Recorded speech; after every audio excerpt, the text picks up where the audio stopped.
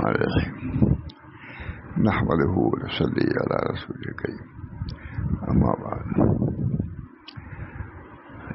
بیان میں خاص آیتیں حدیثیں اور بزرگان دین کے ارشادات منقول ہیں. حضرت کی بھی ایک بیان تھی بہت بوسیدہ نہیں بھائی، اس کو جان سے زیادہ دے سکتے تھے. میں بیان نہیں کہا، وہ چھپ بھی گئی ہے. تو بیان کی بڑی اہمیت ہے. تبھی میں نے اپنی بیان کھولا، یہ حدیث سامنے آئی، میں نے کہا اسی کو سنا دوں. حدیث وعن عمرو بن شعيب عن أبيه عن جده عن رسول الله صلى الله عليه وسلم خصلتان من كانتا فيه كتب الله شاكرا ومن نظر في دينه إلى من هو دون فوقه فاقتدى به ونظر في دنياه إلى من هو دونه وحمد الله على ما فضل الله عليه كتب الله شاكرا وصابرا ومن نظر في دينه إلى من هو دونه ونظر في دنياه إلى من هو فوقه وأسف على ما فاته منه لم يكتب الله شاكرا ولا صابرا. خاص ابھی سے کہا تو نہیں، سب ایک ایک حدیث اصلاح کا باب ہے ہمارا. اس سے بڑھ کے کیا ہے بھائی؟ کسی کا قول ہوتا ہے ایک ہی قول ہوتا ہے، کتنا سراہتے ہیں لوگ. یہ تو ہر حدیث حضور صلی اللہ علیہ وسلم کا گویا کہ ارشاد ہے. ما یلفظ من قول الا لدیہ رقیب عتید. آدمی کوئی بات نہیں کرتا مگر اس کے بعد کڑا نگراں موجود ہے. اور وہ ہے کہ حضور اکبر صلی اللہ علیہ وسلم جو کچھ بھی بیان فرماتے تھے وہی سے تھی. جو حضور بیان فرماتے تھے اس کو کہا جاتا ہے حدیث. یہ آیت غیر مطلوع ہے، اور جو ہوتا ہے وہ مطلوع کہلاتی ہے. مطلب یہ حدیث بھی گویا کہ اللہ تعالیٰ ہی کی وحی سے حضور بولتے تھے. ما ينطق عن الهوى ان هو الا وحی یوحی.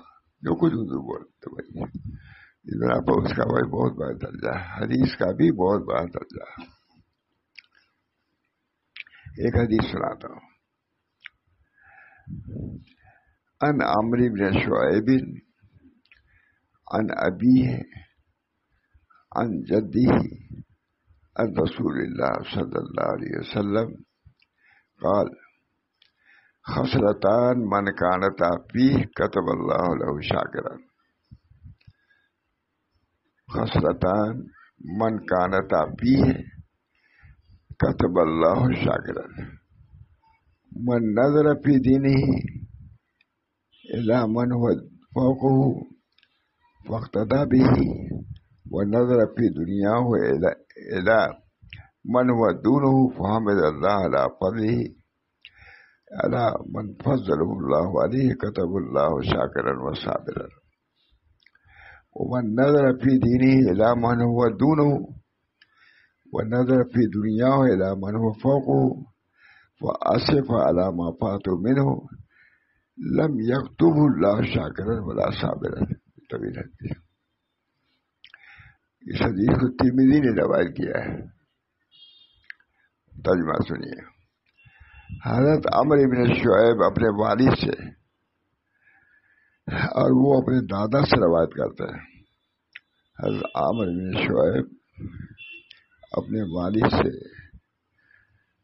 اور وہ اپنے دادا سے روایت کرتے ہیں.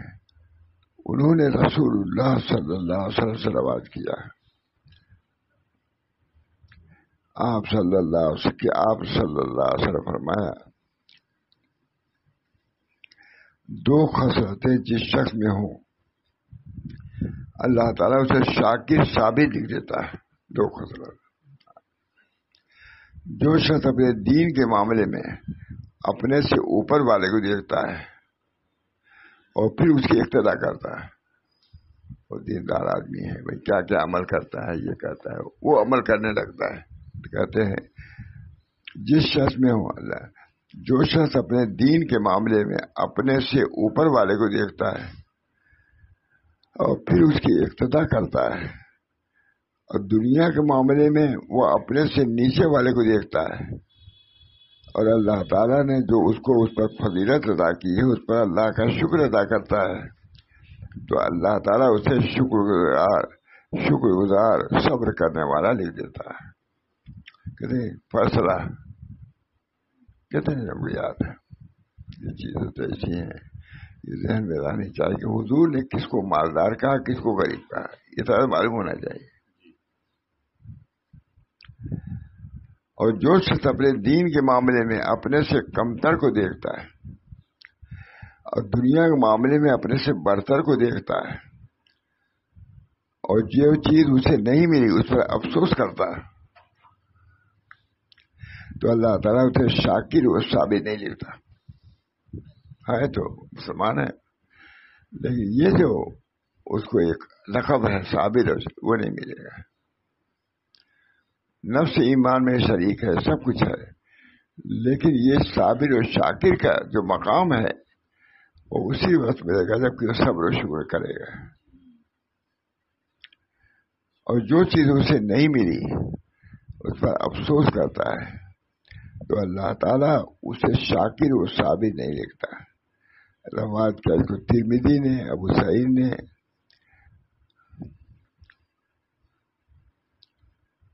اس کے بعد دوسری حدیث اگر کیا ہم نے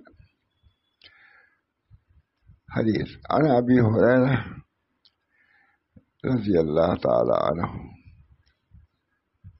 قال النبی صلی اللہ علیہ وسلم کلمتان حبیبتان الی الرحمن خفیفتان علی اللسان ثقیلتان فی المیزان سبحان اللہ وبحمدہ سبحان اللہ العظیم. بہت مشہور حدیث ہے، اسی لیے بڑے بڑے اجتماعات ہوتے ہیں اسے سننے کے لیے. حضرت ابو ہریرہ رضی اللہ تعالیٰ عنہ سے روایت ہے، انہوں نے کہا، فرمایا رسول اللہ صلی اللہ علیہ وسلم نے، دو کلمے ایسے ہیں جو اللہ کو محبوب ہیں، دو کلمے ایسے ہیں جو اللہ کو محبوب ہیں، خفیفتان علی اللسان، اور زبان پر ہلکے ہیں، اسے کہنے میں دشواری نہیں ہوتی. ثقیلتان فی المیزان، زبان پر تو ہلکے ہیں مگر میزان میں بھاری ہیں. وہ کون کلمے ہیں؟ سبحان اللہ وبحمدہ سبحان اللہ العظیم. کم سے کم مسلمان کو 100 مرتبہ تو پڑھ ہی رہ جائے گا. حضرت نے فرمایا، پڑھایا ہم لوگ کو، ثقیلتان سبحان اللہ وبحمدہ سبحان اللہ العظیم. تو زبان زد ہونا چاہیے، سبحان اللہ وبحمدہ سبحان اللہ العظیم. آسان ہے، کتنے اشعار زبان زد ہوتے ہیں، لڑکے پڑھتے رہتے ہیں. لیکن اپنے لڑکے بچوں کو یہ سکھایا جائے تو انشاءاللہ ذکر عام ہو جائے. حضرت ابو ہریرہ سے مروی ہے، ترجمہ ہے، انہوں نے کہا کہ نبی کریم صلی اللہ علیہ وسلم نے فرمایا، دو کلمے ایسے ہیں جو اللہ تعالیٰ کو بہت ہی پسند ہے، جو زبان پر ہلکے ہیں اور قیامت کے دن اعمال کے ترازو میں بوجھل اور باوزن ہو جائیں گے. سبحان اللہ. ابھی حدیث ہے، یاد رکھنے کی حدیث ہے کہ نہیں؟ کیسے نہیں لوگ بہت کمی ہے مطلب ان چیزوں میں، تو ہم لوگوں کو پیش رہنا چاہیے.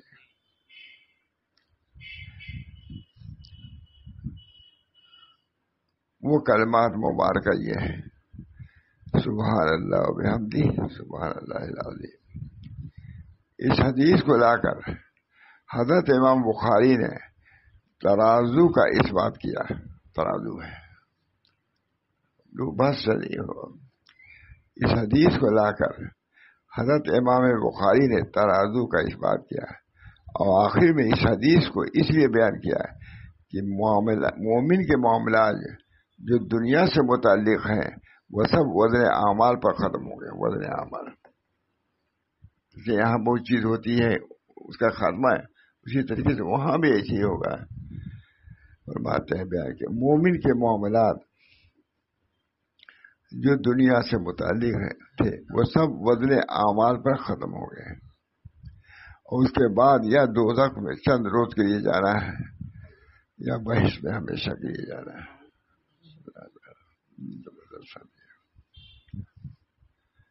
اللہ تعالیٰ ہم سب لوگوں کو ان کلمات کے قدر کرنے کی توفیق دے اور عمل کی طرف. سبحان اللہ و بحمدہ سبحان اللہ العظیم.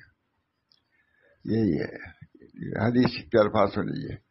عن ابی ہریرہ رضی اللہ تعالی عنہ قال قال النبی صلی اللہ علیہ وسلم کلمتان حبیبتان الی الرحمن. عمدہ کلمات بھی کتنے اچھے استعمال فرمائے. مرصح قال قال النبی صلی اللہ علیہ وسلم کلمتان حبیبتان الی الرحمن خفیفتان علی اللسان ثقیلتان فی المیزان. یہ حضور کے مرصح عبارت ہے کہ نہیں؟ کسی شعر سے کم ہے اشعار سے. حضور اشعار تو نہیں دیے گئے، لیکن حضور صلی اللہ علیہ وسلم جو نثر بھی ہے وہ نظم سے بڑھ کر کے ہے. ابھی سبحان اللہ. عن ابی ہریرہ رضی اللہ تعالی عنہ قال قال النبی صلی اللہ علیہ وسلم کلمتان حبیبتان الی الرحمن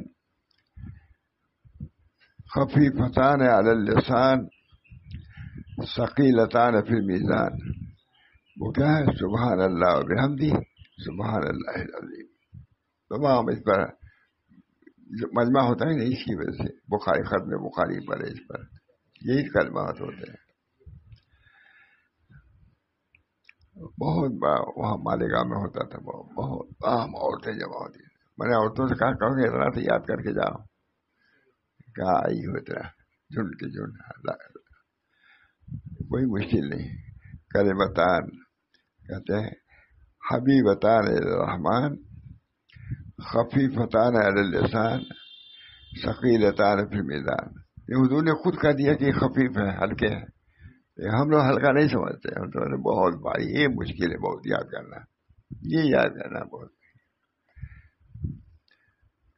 حضرت ابو ہریرہ سے مروی ہے، انہوں نے کہا کہ نبی کریم صلی اللہ علیہ وسلم فرمایا دو کلمے ایسے ہیں جو اللہ تعالیٰ کو بہت ہی پسند ہیں،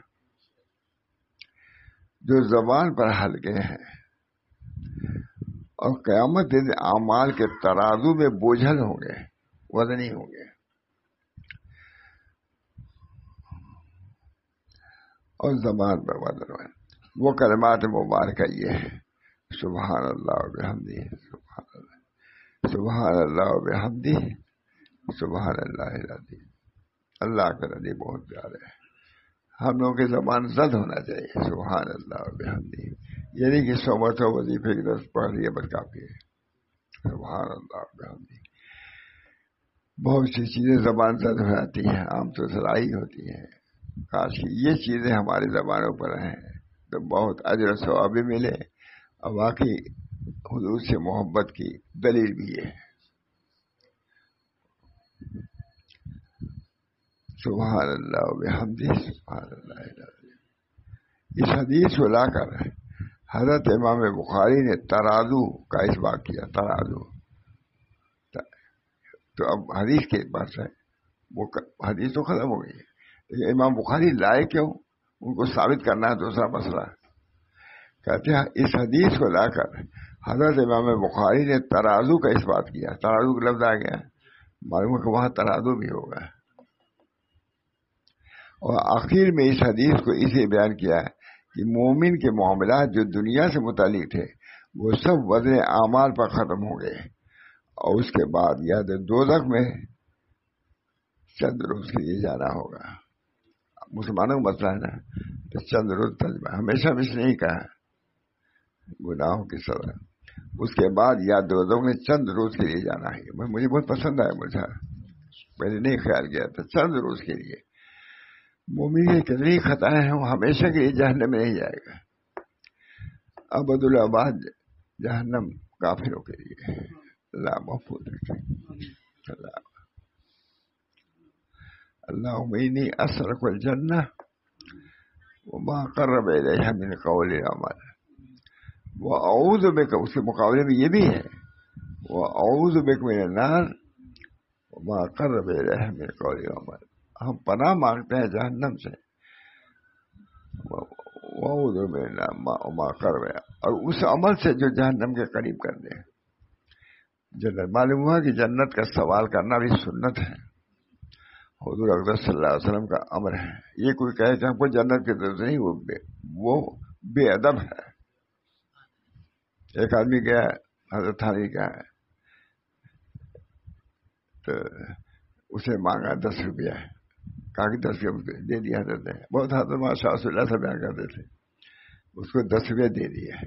اس کے بعد کہنے لگا کہ مجھ کو جنت کی بھی پرواہ نہیں ہے اور اس کی پرواہ نہیں. کہا ڈانٹ کے کہا بات تھانوی کی بات ہے.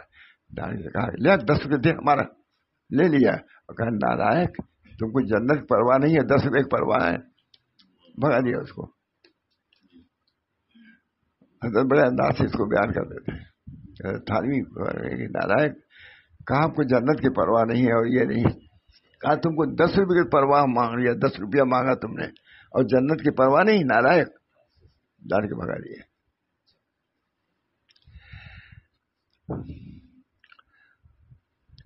حضرت ابو ہریرہ سے مروی ہے، انہوں نے کہا کہ نبی کریم صلی اللہ علیہ وسلم نے فرمایا 2 کلمے ایسے ہیں جو اللہ تبارک و تعالی کو بہت ہی پسند ہے. اللہ اس پسندیدہ کلمہ کو زبان زد رکھنے کی، کرنے کی ہم کو توفیق دے.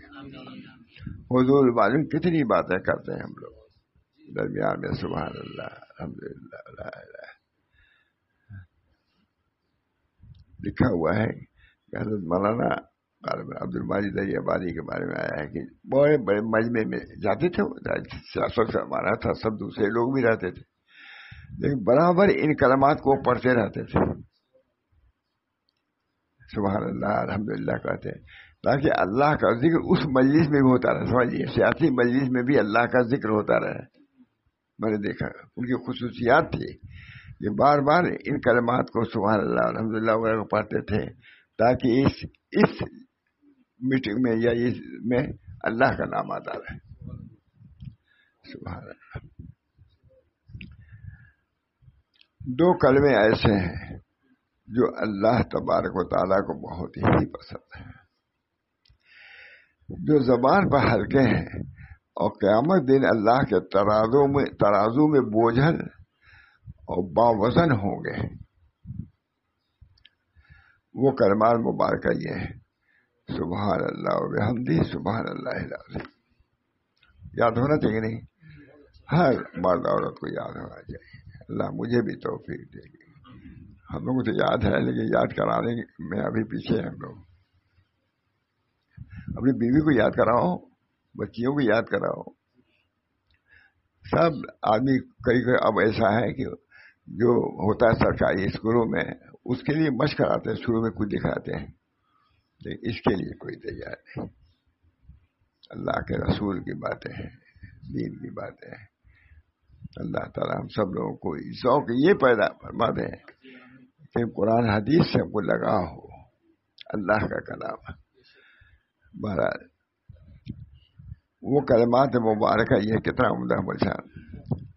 پھر سن لیجیے، اللہ تبارک 2 کلمے ایسے ہیں، نبی کریم صلی اللہ علیہ وسلم نے فرمایا 2 کلمے ایسے ہیں جو اللہ تبارک و تعالیٰ کو بہت ہی پسند ہیں، جو زبان پر ہلکے ہیں اور قیامت دن اعمال کے ترازو میں بوجھل اور باوزن ہوں گے. وہ کلمات مبارکہ یہ ہیں سبحان اللہ وبحمدہ سبحان اللہ العظیم. میں مالیگاؤں گیا تھا تو اسی کی باتیں ہوتی ہے وہاں. اس پر بہت عورتیں تھیں، ہزار عورتیں تمام جمع تھیں، کئی شہروں کی جمع تھیں. آپ بھی رہے ہوں گے شاید. میں نے یہی کہا عورتوں سے کہ تم کو کچھ سمجھ میں آئے گا نہیں. یہ بحث جو ہو رہی ہے سبحان اللہ کیا ہے کیا نہیں، لیکن اتنا بس سمجھ لو کہ اس کلمے کو پڑھنے کا بہت ثواب ہے. یاد کر لو سبحان اللہ بحمدہ سبحان اللہ العظیم پڑھتی چلی جاؤ. عورتوں سے کہا، ہزاروں عورتیں تھیں. میں نے کہا تم کو ہم کیا سمجھائیں، سبحان اللہ بحمدہ کیا ربط ہے، کیا جوڑ ہے، کیوں یہ فرمایا، تم کیا سمجھو گی. لیکن کم سے کم اتنا یہ سمجھ لو کہ یہ پڑھنا چاہیے، نفع کی چیز ہے، فائدے کی چیز ہے. سبحان اللہ بحمدہ سبحان اللہ العظیم. ہم لوگوں کو پڑھنا چاہیے مجھے. اور وظائف ہیں جو بزرگوں کے، یہ ضرور سبحان اللہ، کیونکہ یہ حضور کا وظیفہ دیا ہوا. سبحان اللہ بحمدہ سبحان اللہ العظیم. اس کا فائدہ وہاں معلوم ہوگا بچہ، وہاں معلوم ہوگا کہ اس پڑھنے کے کیا فائدہ ہوا. یہ یقین کے ساتھ پڑھنے کے بہت فائدہ ہوگا. اس حدیث کو لا کر امام بخاری نے ترازو کا اس بات کیا کہ ترازو وہاں بھی ہے بحث ہے وہ بخاری وغیرہ میں کہ وہاں بھی ترازو ہے. اب کیسا ترازو ہے، ایسا ہے کہ ویسا ہے، یہ کچھ نہیں ہے. اس حدیث کو لا کر حضرت امام بخاری نے ترازو کا اس بات کیا اور آخر میں اس حدیث کو بیان کیا کہ مومن کے معاملات جو دنیا سے متعلق تھے وہ سب وزن اعمال پر ختم ہو گئے. وزن اعمال یہ تو کیفیت کی چیز ہے، لیکن اللہ کے یہاں وزن بنا رہے. یہاں تو وزن اس کا ہے، اس کا ہے، اس کا ہے، یہ ہوا کا تھوڑی. لیکن وہاں اللہ تعالیٰ ان اعمال میں وزن پیدا فرمائے گا اور تولے جائیں گے.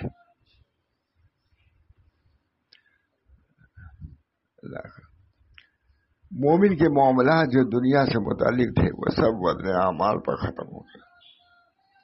کیا حال ہوگا مجھے جب امتحان کے نتیجہ وغیرہ سنانا ہوتا ہے. تو مدرسوں میں مطلب سرکاری اسکول میں پڑھا ہوں تو وہاں بھی سب جمع کر دیتے اور نتیجہ سناتے تھے. ہر آدمی منتظر دیکھو کیا آتا ہے کیا نہ دے، بےتاب. تو وہاں کے معاملے میں کتنی بےتابی ہوگی، لاکھوں کروڑوں کیا کتنے سب اپنے نتیجے کو سننے کے لیے بےتاب ہوں گے. تھوڑی سی ہم نے دیکھا ہے وہاں سنانے کے لیے نتیجہ رات کو 2 بجے، رات کو 1 بجے تو نتیجہ سننے سب ہم لوگ جاتے تھے. سرکاری اسکول کا بات کر رہا ہوں، بڑے اہتمام سے سناتے تھے نتیجہ. ہم لوگ بہت متاثر ہوتے تھے، فلاں کو یہ نتیجہ ملا، فلاں کو یہ ملا. وہاں کی جب اللہ سنائے گا نتیجہ، کس قدر اشتیاق ہوگا سننے کا اور کس قدر بےتابی ہوگی سننے کے لیے. کیا آتا ہے نتیجہ سب کو معلوم ہے کیا ہوتا ہے نتیجہ سے. اس حدیث کو لا کر حضرت امام بخاری نے ترازو کا اس بات کیا. کہتے ہیں کہ اس لیے یہ ترازو ہے تاکہ ایک غیر محسوس چیز کو ثابت کرنے کے لیے محسوس چیز کو لائے ہیں تاکہ وہ سمجھ میں آنے لگے. یہ کندھے پر لکھتا ہے فرشتے ہیں، یہی ہے.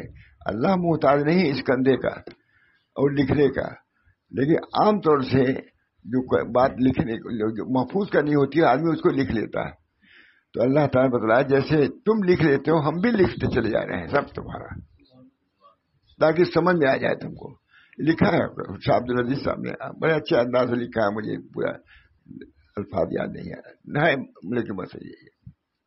مجھے بہت اس کلمے کا یہ سب چیزیں ترازو و وزن اور یہ سب اس لیے تاکہ تم کو سمجھائیں. ایک معنوی چیز کو محسوس طور پر سمجھانے کے لیے الفاظ لایا ہے رسول اللہ صلی اللہ علیہ وسلم. ترازو کا لفظ آیا ہے، جھکنے کا آیا ہے، بڑھنے کا فرماتے ہیں. اس حدیث کو لا کر حضرت امام بخاری نے کتنی محنت کیا ہے.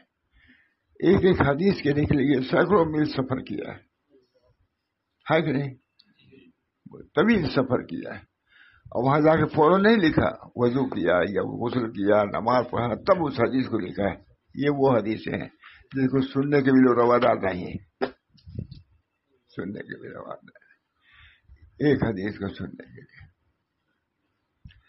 حضرت مولانا حبیب الرحمان صاحب ادھر آتے تھے، وہاں شاہ رسول اللہ صاحب گیا، محمد صاحب کیسے گزار دیا، جانے لگے.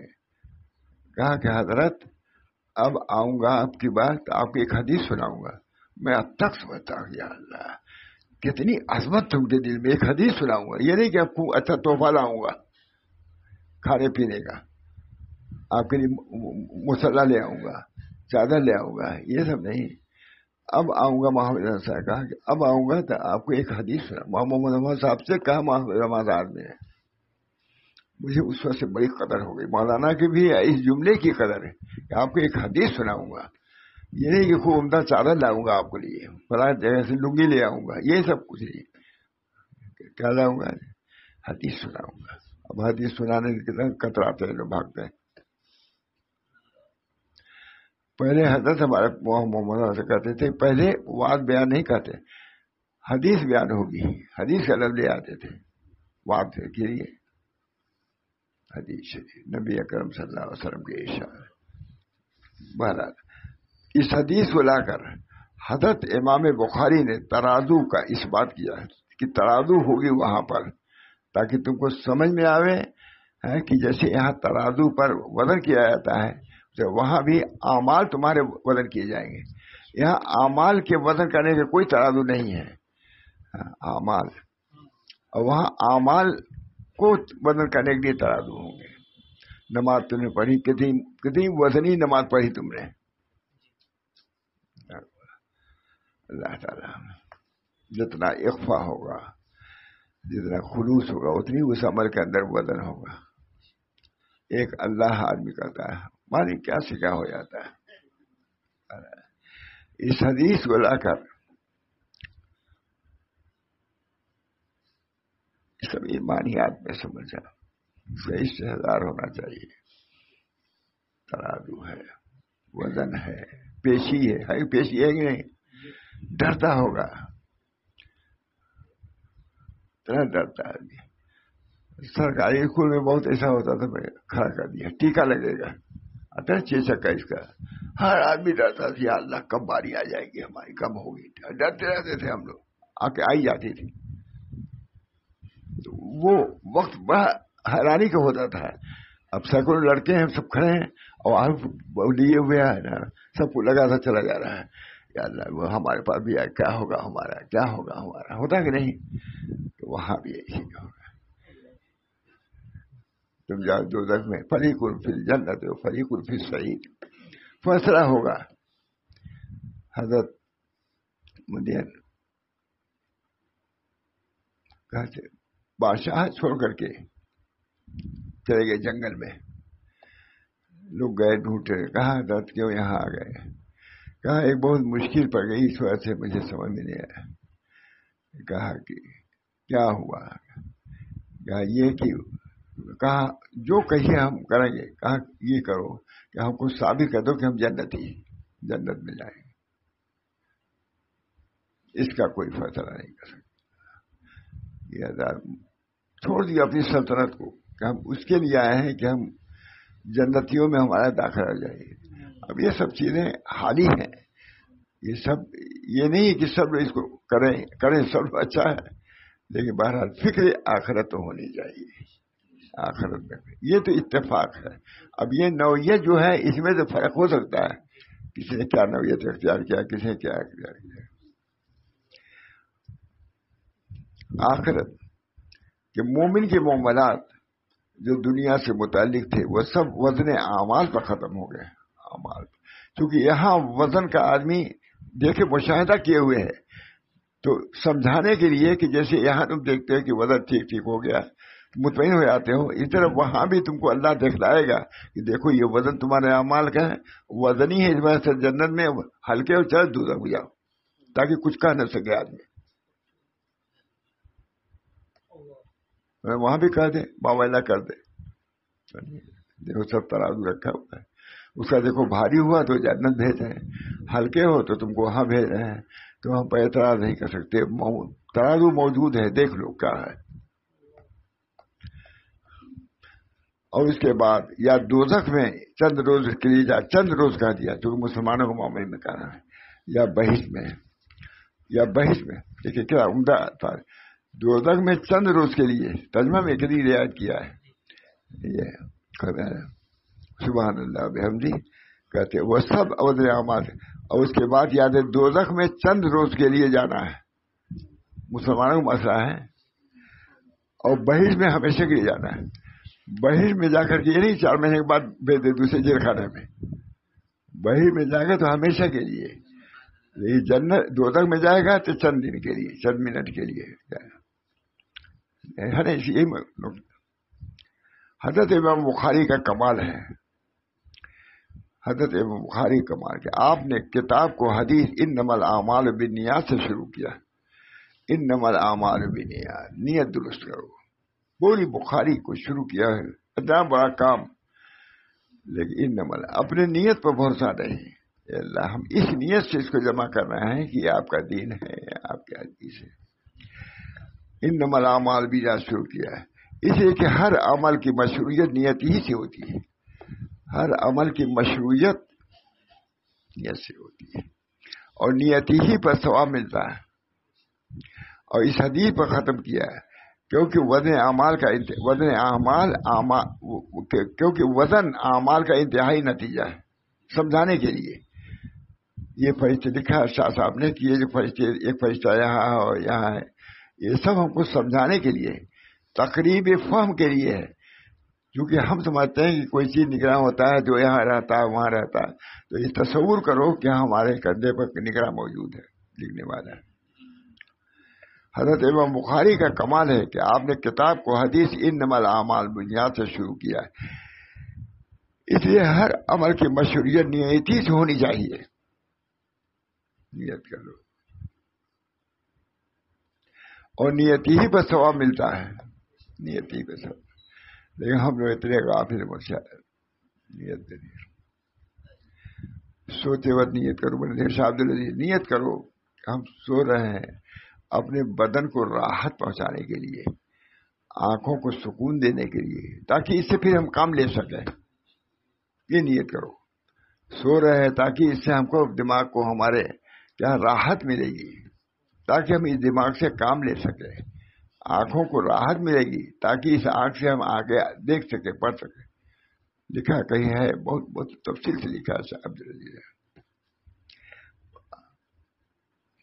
اس لیے ہر عمل کی مشروعیت نیت ہی سے ہوتی ہے، اور نیت ہی پر ثواب ملتا ہے، اور اس حدیث پر ختم کیا ہے کیونکہ وزن اعمال کا انتہائی نتیجہ، وزن اعمال، وہاں نیت، یہاں وزن اعمال، یہاں دکھلا دیا کہ یہ نہیں کہ مفت نہیں، تمہارے اعمال کا جو نیت سے کرو گے اس کے وزن ہوگا، وہ وزن سے تم دیے جاؤ گے، کیا لے جاؤ وہاں چلے جاؤ۔ غرض حضرت امام بخاری نے اپنی کتاب میں عجیب عجیب لطائف و ظرائف رکھے ہیں، اب کسی نے اور نے کہا یا شاید میں نہیں لکھا ہو، غلط، حضرت امام بخاری نے اپنی کتاب میں عجیب و غریب لطائف و ظرائف رکھے ہیں جو غور کے بعد آپ کے کمال عقل اور کمال فہم اور دقت نظر اور باریکی استنباط پر دلالت کرتے ہیں۔ امام بخاری کی تعریف کریے کہ نہیں؟ اب ہم نے کیا، کسی نے کیا لکھا ہوا ہمارے کاپی پر، ہم نے کیا لکھا ہوگا، کسی نقل ہی کیا ہوگا، کتنا عمدہ لفظ ہے ملتا ہے۔ غرض حضرت امام بخاری بہت بڑے آدمی ہیں، امام بخاری معمولی آدمی تھوڑے نہ، بہت بڑے آدمی ہیں امام بخاری، عاشق رسول تھے، عاشق رسول۔ حضرت امام بخاری نے اپنی کتاب میں عجیب عجیب لطائف اور ظرائف رکھے ہیں جو غور کے بعد آپ کے کمال عقل اور وفور فہم اور دقت نظر اور باریکی استنباط پر دلالت کرتے ہیں۔ امام بخاری کی تعریف کر رہا ہے۔ کوئی شک نہیں کہ حضرت امام بخاری کی یہ کتاب الجامع الصحیح بتلاتی ہے جو فن فقہ میں امام الفقہ اور فن حدیث میں امیر المومنین و سید المحدثین تھے، لیکن ہم نے امام بخاری کا مطلب بھی لکھ دیا ہے، کسی نے نقل ہی کیا ہوگا۔ اس سے معلوم ہوا کہ امام بخاری یہ جو جامع صحیح بتلاتی ہے کہ امام بخاری فن فقہ میں امام الفقہ تھے، مسائل میں استنباط کیا ہے، اور فن حدیث میں امیر المومنین و سید المحدثین تھے، روایت اور درایت ہر دو میں امام فن تھے امام بخاری۔ نہیں ان کا تعریف ہے کہ نہیں؟ الجامع الصحیح کو کتاب التوحید پر ختم کرنا بھی حضرت امام کی وجہ قطع نظر ہے۔ توحید وغیرہ بیان تو شروع میں ہوتا ہے، لیکن انہوں نے ختم کیا، دیکھ لیجیے گا، توحید پر ختم کیا ہے۔ معلوم ہے کہ توحید اصل ہے، اول بھی اصل ہے اور آخر بھی اصل ہے۔ اول میں بھی توحید کی ضرورت اور آخر میں توحید کی ضرورت۔ اللہ تعالی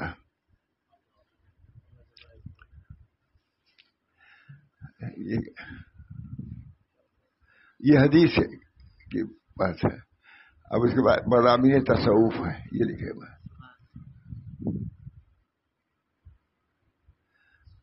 اس کی ایک بات ہے تصوف کی، نسبت ہائے صوفیہ غنیمت کبرا و رسوم ایشا ہے جی حضرت۔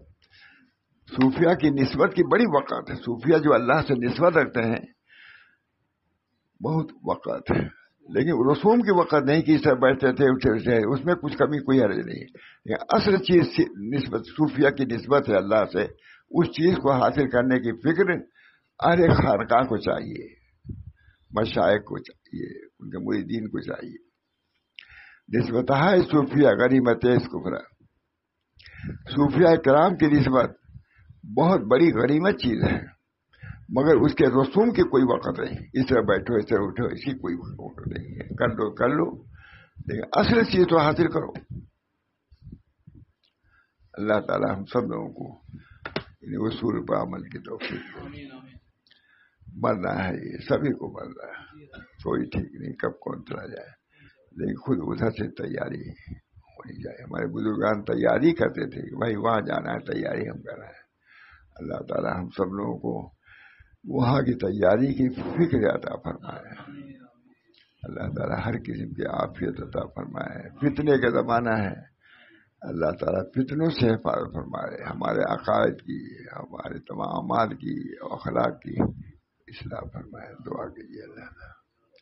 ربنا آتنا فی الدنیا بالآخرۃ ربنا لا تزغ قلوبنا بعد إذ هديتنا وهب لنا من لدنك رحمة إنك أنت الوهاب ربنا لا تزغ قلوبنا بعد إذ هديتنا وهب لنا من لدنك رحمة إنك أنت الوهاب۔ اللہ تعالیٰ ان مضامین سے ہم کو اصل دینے کی بھی توفیق مرحمت فرما، اور ان مضامین پر عمل کرنے کی بھی توفیق مرحمت فرما۔ ہمارے صوفیہ کرام نے، ہمارے بزرگان نے ایسی ایسی باتیں لکھی ہیں جس سے آدمی کے دل میں جذبہ پیدا ہو اللہ سے تعلق پیدا کرنے کا، اور آخرت کے یقین کا جذبہ پیدا ہو۔ ربنا تقبل منا انک انت السمیع العلیم برحمتک یا ارحم الراحمین بحرمت سید النبی کریم صلی اللہ